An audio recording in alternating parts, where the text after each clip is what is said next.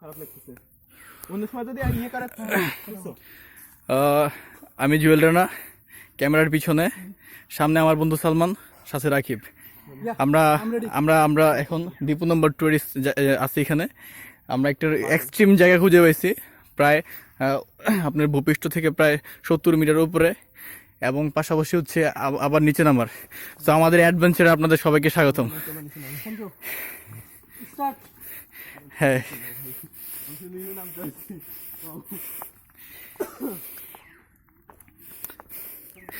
মনে পড়ে গেল সে তারেক আর দীপুর কথা। দীপু আর তারেক স্কুল পলে সে জাফর ইকবাল স্যারের দীপু নম্বর 2 এই জায়গাতেই হয়তো ঘুরে ফিরেছে।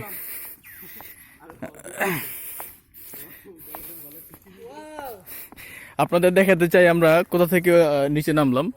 দেখতেই পাচ্ছেন যে কত নিচে আমরা আছি। এটা হচ্ছে সমতল, এবং আমরা এরো নিচে নামতেছি।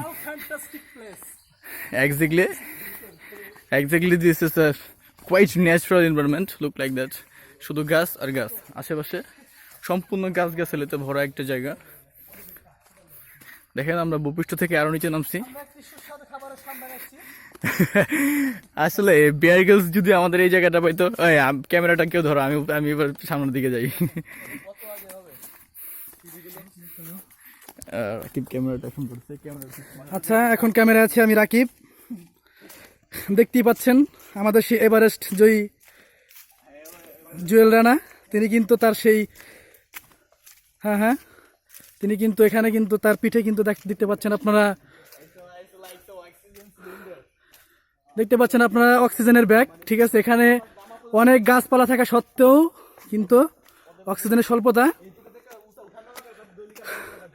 দেখতেই পাচ্ছেন অক্সিজেনের স্বল্পতার কারণে আমরা কথা বলতে পারছি না ঠিক মতো। আসলে খুব ক্লান্তিকর, আমরা যতটুকু ভাবছিলাম তার থেকে অনেক বেশি ক্লান্তিকর। খুব জাম ধরে গেছে। যাই হোক, আমরা কিন্তু আস্তে আস্তে প্রায় এভারেস্টের চূড়ায় পৌঁছে গেছি। প্রায় 100 মিটার উপরে হবে, 100 মিটার উপরে এখানে আসছি। সেটাই আসলে আজকে যদি আমাদের সেই এভারেস্ট জয়ী জুয়েল রানা থাকতো তাহলে আমরা এখানে আসা সাহসী পেতাম না।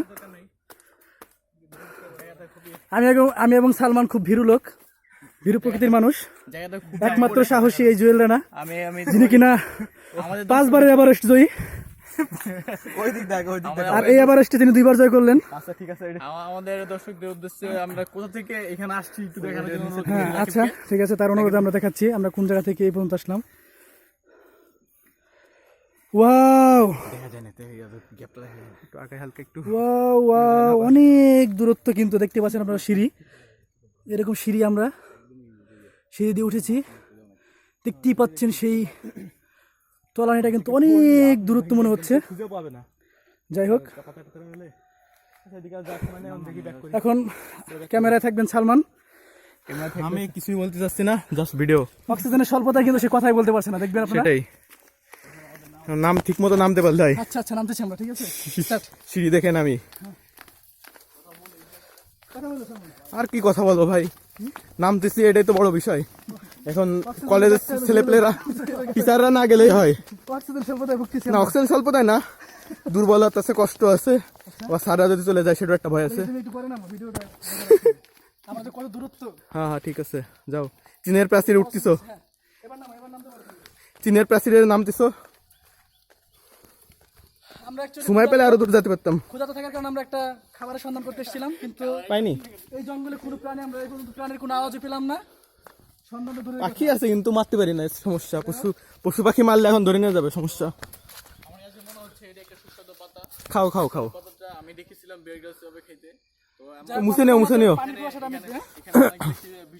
ভিটামিন সি আছে, যা আমাদের পানি পিপাসা সহায়তা করে। তা আমি সবার উদ্দেশ্যে আপনাদের এটা মানে মুছে দেখতেছি যে কেমন লাগে এটা।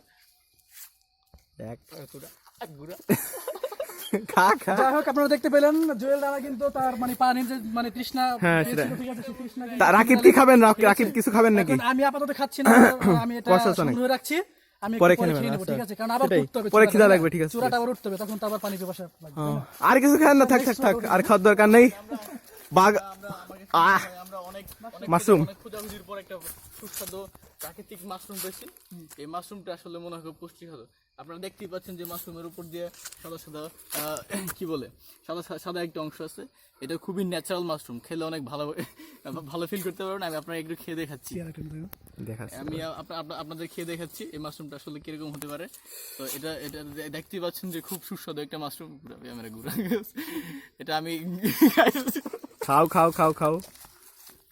আচ্ছা, সে কিন্তু মানে আসলে খাইতে আপনারা চায়নি। বুঝতেই পারছেন সে কেন খেলো না। এটা খুব হেলদি, ঠিক আছে, এজন্য সে যে আরো রাখে দিল অনেকটা অন্য কেউ করতে যাতে হবে। হ্যাং হয়ে গেল। বাড়ি খাবার থেকে কিন্তু ওটা খুব কষ্টকর, ঠিক আছে। ছো হচ্ছে কি সে সংগ্রহে রাখলো এই মাশরুমটি, আর আমি তো এই যে জল নিবারণ করার জন্য আমি পাতাটা রেখেছি।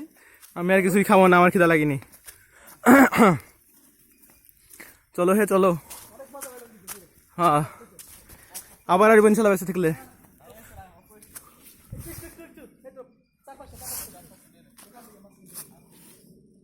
হ্যাঁ, আস্তে ঘুরাই।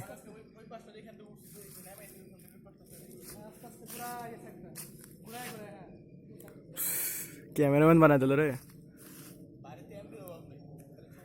সেটাই তো, চলো যাওয়া যাক।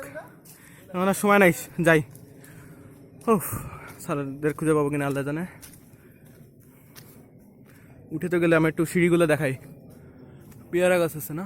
পেয়ারা গাছ কি তো মনে হয় পেয়ারা নেই, গাছে খাওয়া যাবে না। এসে দেখি পেয়ারা গাছ দূর, হাঁটতে হবে বহু দূর। আল্লাহ, পানি খাওয়া দরকার।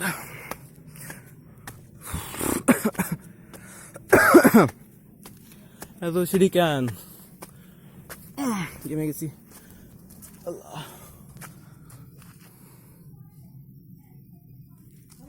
হ্যাঁ হারাই গেছি ভাই।